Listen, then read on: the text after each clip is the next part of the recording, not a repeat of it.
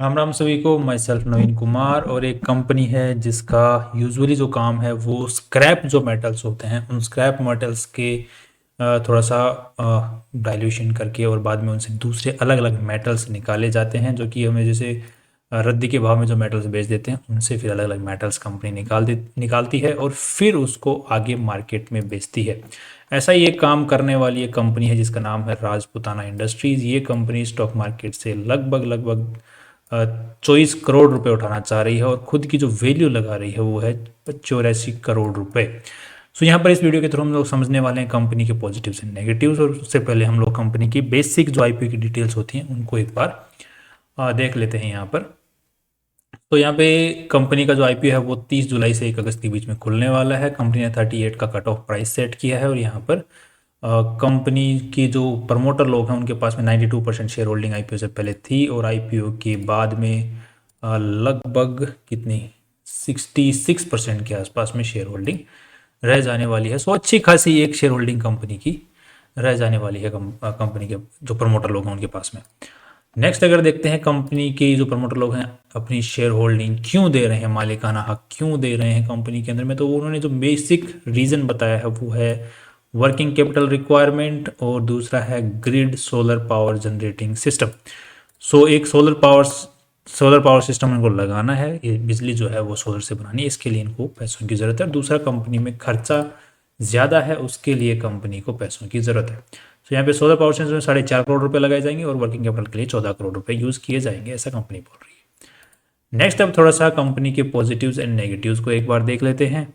तो यहाँ पे कंपनी की डिटेल्स दी हुई कि कंपनी की जो मैन्युफैक्चरिंग फैसिलिटी है वो रिंग सीकर में है। यहाँ पर रिंग सीकर है पूरा। अगर हम लोग आरएचपी की भी बात करेंगे आरएचपी के अंदर में तो वहीं पे चलते हैं, चलिए।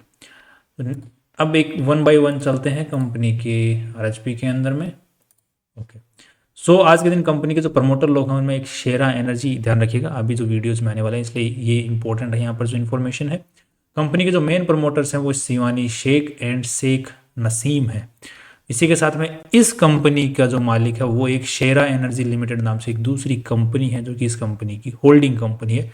तो शेरा एनर्जी का इस कंपनी का मालिक कौन है? मेन शेरा एनर्जी लिमिटेड, ये कंपनी इसकी मालिक है। अब शेरा एनर्जी का मालिक कौन है? इस शेरा एनर्जी का मालिक है शिवानी शेख और नसीम शेख। सो अल्टीमेटली इस कंपनी का मेन मालिक कौन हुआ? अभी इस कंपनी में डायरेक्ट शेयर होल्डिंग है 18% और बाकी जो शेरा एनर्जी के थ्रू 70% की होल्डिंग भी किसके पास में है? शेख और शिवानी। शेख और शिवानी दोनों कौन है आपस में? हस्बैंड एंड वाइफ है, राइट। तो ये पूरे अपने को अभी तक बेसिक स्टोरी समझ में आ गई। इसी के साथ में कंपनी के और भी इसके साथ में आगे बढ़ते हैं, धीरे धीरे वन बाय वन देख लेते हैं। अब कंपनी के ऊपर में आज के दिन कुछ खास अच्छे खासे केसेज हैं, मटेरियल लिटिगेशन से रिलेटेड हैं, टैक्स से रिलेटेड ज़्यादा केसेज यहाँ पर दिखते हुए नज़र नहीं आ रहे हैं। यूजुअली क्रिमिनल केसेज हैं और मटेरियल सिविल लिटिगेशन वाले केस हैं। यहाँ पर टैक्स प्रोसीडिंग्स की भी है बट प्रमोटर्स के खिलाफ में है, कंपनी के खिलाफ में नहीं है। अब इनको एक बार जो यूजुअली जो केसेस होते हैं ऐसे में हम लोग एक बार चेक करते हैं कि क्या दिक्कत कौन से टाइप के केसेस है। तो उसके बारे में जैसे यहाँ पर एक B2C energy infra private limited, इस कंपनी ने केस कर दिया। क्या केस किया कि पहले, अब जैसे यहाँ पे लिखा हुआ है शेरा एनर्जी प्राइवेट लिमिटेड, तो ध्यान रखिए शेरा एनर्जी क्या है? इस कंपनी की जो राजपुतान इंडस्ट्रीज है इसकी मालिक है। तो अल्टीमेटली जिसने केस किया उसने शेरा एनर्जी पे किया, तो शेरा एनर्जी इसकी मालिक है। तो अल्टीमेटली इस कंपनी के ऊपर में केस ये मान रहे हैं, ये लिटिगेशन बता रहे हैं कि इस टाइप से जो प्रमोटर ग्रुप है उनके ऊपर में केसेस जो रखे हैं उसके बारे में इन्होंने बता रखा है डिटेल। तो शेरा एनर्जी के ऊपर इसने केस कर रखा है। ये किस बात का केस कर रखा है कि पहले एक शेरा एनर्जी ने केस किया था B&C एनर्जी के ऊपर में। उस केस, वो केस किससे रिलेटेड था? यहाँ पर लिखा हुआ उन्होंने चेक बाउंस से रिलेटेड था, ठीक है, डिसऑनर ऑफ द चेक्स। अब बाद में जब शेरा एनर्जी जीत गई केस को तो फिर B&C energy infra private limited ने एक अलग से केस डाला है उस चीज़ को कॉश करने के लिए। तो ये एक केस है। इसके अलावा और भी केसेज हैं, इसी टाइप के रिलेटेड केसेज हैं। एक है कि अमित दुसाद नाम का कोई बंदा है जिसका कोई भाई है अशोक दुसाद, वो उन्होंने आत्महत्या कर ली थी। तो आत्महत्या का केस जो प्रमोटर ग्रुप है शेख एंड शिवानी से नसीम, शेख नसीम और शिवानी शेख के ऊपर में केस कर दिया था भाई ने अशोक दुसाद के, कि जो सुसाइड है उसके लिए प्रमोट वो किया गया था, क्या बोलते हैं, अबेटमेंट टू सुसाइड, क्या बोलते हैं उसको, पुश किया गया था सुसाइड करने के लिए ऐसा केस था, बट ये शेख नसीम एंड शिवानी शेख जीत गए क्योंकि पुलिस रिपोर्ट में ये बात नेगेटिव आई। तो अभी ये जो है, जो मैटर है ये डिस्पोजल के लिए जाने वाला है। तो ये दो केसेस मेनली हैं, उसके अलावा और भी केसेस हैं तो जिनको आप एक बार आरएचपी में जाके पढ़ सकते हैं। सो बेसिकली मेरे को दोनों ही केसेस में कोई ज़्यादा दिक्कत नज़र आई नहीं, कंपनी के ऊपर में आती हुई दिक्कत नज़र नहीं आई। अब एक बार देख लेते हैं कंपनी को, सेकेंड, ओके। अब यहाँ पे कंपनी, बहुत सारी कंपनीज यहाँ पर इन्वॉल्व है। एक तो यहाँ पे शेरा एनर्जी है, इसी के साथ में एक है शेरा मेटल्स, एक है यहाँ पर ईशा इंफ्रा पावर लिमिटेड। तो ये जो कंपनीज हैं ये आपस में एक दूसरे को होल्ड कर रही हैं। वो कंपनी थोड़ा बहुत उसको होल्ड कर रही है, वो थोड़ा बहुत उसको होल्ड कर रही है, बट अल्टीमेटली इन सभी कंपनियों का मालिक कौन है? शेख नसीम एंड शिवानी शेख, अल्टीमेट मालिक यही लोग हैं, राइट। अब यहाँ पे जैसे शेरा एनर्जी, तो इसका मालिक कौन है? ये तीनों। अब Isa power infra power limited का मालिक कौन है? अगेन ये Sheikh Naseem and Sheikh. So ultimately ये दोनों मालिक है, और ये दोनों क्या है? Husband and wife. इसका इंफॉर्मेशन यहाँ पर आपको मिल जाएगा। नेक्स्ट अगर देखते हैं, यहाँ पर कंपनी के अंदर में दो डायरेक्टर लोग हैं, ठीक है, इंडिपेंडेंट डायरेक्टर्स हैं। एक का नाम है सुधीर गर्ग, जो कि यूजुअली अगर देखा जाए तो ये बंदा करता क्या है, ये सेबी रजिस्टर्ड सब ब्रोकर है 2001 से, और ये इस कंपनी का डायरेक्टर है। तो यहाँ पर इस कंपनी को एक ऐसा डायरेक्टर चूज करना पड़ा है जो कि सब ब्रोकर है। इसका मतलब इनको स्टॉक मार्केट का जो किस तरीके से काम चलता है, किस तरीके से ट्रेडिंग करवाई जाती है शेयर्स के अंदर में, उसका अच्छा खासा नॉलेज है। और ये ब्रोकर है और 2001 से है, इसका मतलब अच्छा खासा नॉलेज है इसको। तो एक ये अगर स्टॉक मार्केट के अंदर में काइंड ऑफ हम एक नेगेटिव व्यू ले रहे हैं कि अगर मैनिपुलेशन होता है इस कंपनी के अंदर में, तो कंपनी का जो किस तरीके से किया जा सकता है, मैनिपुलेशन किया जा सकता है, या फिर इस कंपनी में मैनिपुलेशन होने से किस तरीके से रोका जा सकता है, उसके लिए एक बंदा सुधीर गर्ग है। अब ये नेगेटिवली इस कंपनी में काम करेगा इन्वेस्टर्स के लिए, पॉजिटिवली, वो तो बंदे पे डिपेंड करेगा। दूसरा एक बंदा है जिसका नाम है क्या? विकास कुमार गर्ग। ये आईआरपी जो नहीं होती हैं, जो यूजुअली कंपनियां अपने आप को बैंकरप्ट घोषित कर देती हैं, उसके बाद में जो रेजोल्यूशन प्लान वाले जो बंदे होते हैं, उस चीज़ का काम करता है विकास कुमार गर्ग। तो ये दो बंदे हैं, ये दोनों ही मेरे को अच्छे खासे लगते हैं, कंपनी को इन्वेस्टर्स के फेवर में भी काम कर सकते हैं और अच्छे से प्रमोटर्स के फेवर में भी काम कर सकते हैं, इन्वेस्टर्स के फेवर में ना करके। तो दोनों ही बंदे कंपनी की इन डेप्थ नॉलेज रखते हैं। अगर ये बंदा अगर कल को इन पैसे उठा लिए स्टॉक मार्केट से, अब बाद में बैंकरप्सी घोषित करनी है, तो किस तरीके से की जाती है कि कंपनी के जो प्रमोटर लोगों उन पे आंच ना आए। दूसरा एक बंदा है जो विकास, वो है कि वो किस तरीके से मैनिपुलेट और स्टॉक मार्केट के अंदर में ऑपरेटिंग की जाती है, स्टॉक की पंप एंड डंप किया जाता है, उसका सब नॉलेज उस ब्रोकर को है, और वो दोनों ही कंपनी के डायरेक्टर हैं। तो यहाँ पे नेगेटिव बात भी है कंपनी के लिए, और कहीं ना कहीं पॉजिटिव भी है थोड़ी बहुत अर्थों के अंदर में।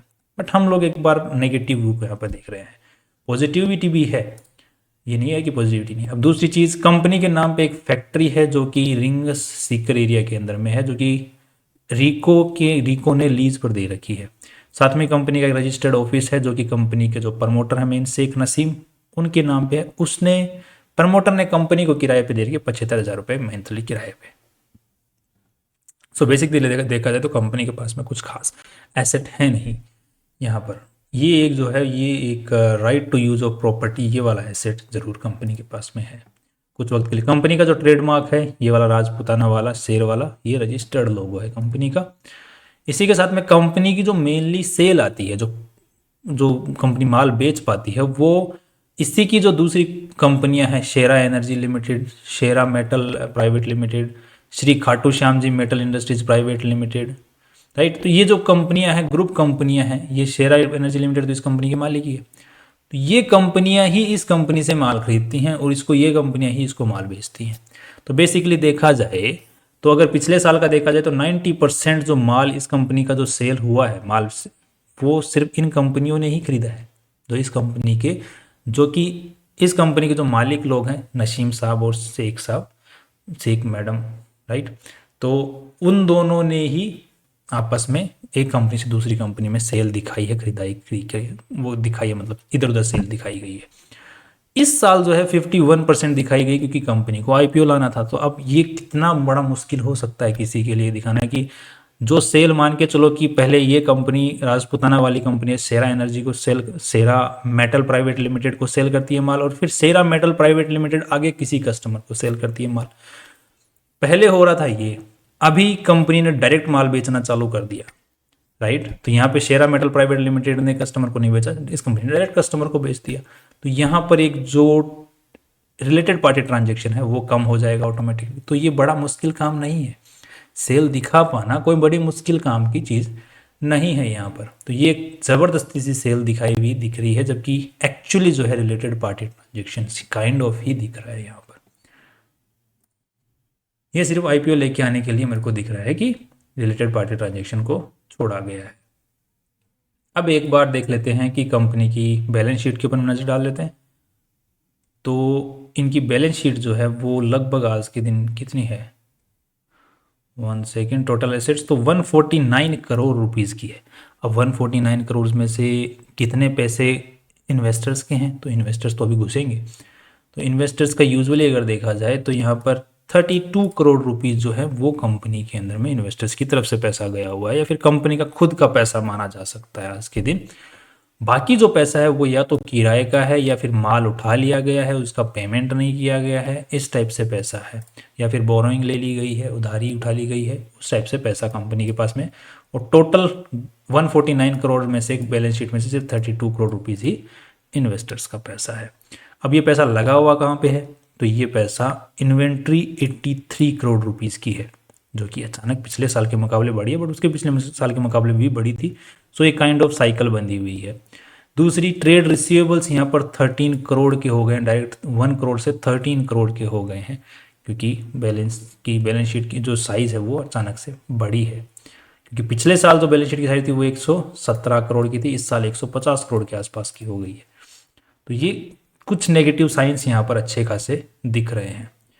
नेक्स्ट, अगर कंपनी की यहाँ पर हम लोग रेवेन्यू फ्रॉम ऑपरेशंस पे नज़र डालते हैं, तो नेट प्रॉफिट्स को अगर डालते हैं प्रॉफिट आफ्टर टैक्स, तो 3 करोड़ से 5 करोड़ हो गए हैं, राइट। और ये 3 करोड़ से 5 करोड़ होने के पीछे मेन रीज़न क्या है कि यहाँ पर कंपनी का क्या चीज़ है जो कि बढ़ा है, तो यहाँ पे कंपनी का रेवेन्यू बढ़ा है।